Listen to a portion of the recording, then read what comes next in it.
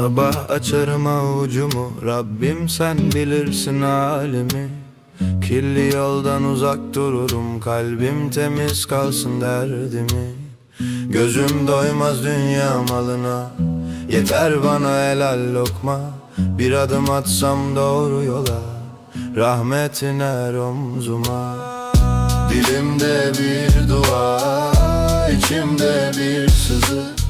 Beni eğme dünya, düzelt kalbimizi.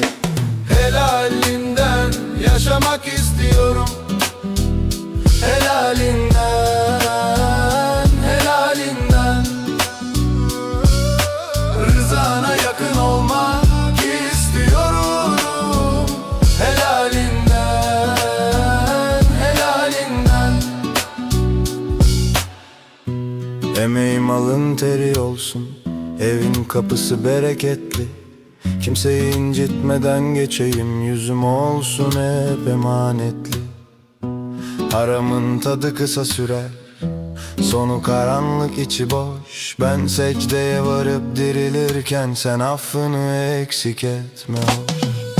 Dilimde bir dua, içimde bir sızı. Beni eğme dünya, düzelt kalbimizi.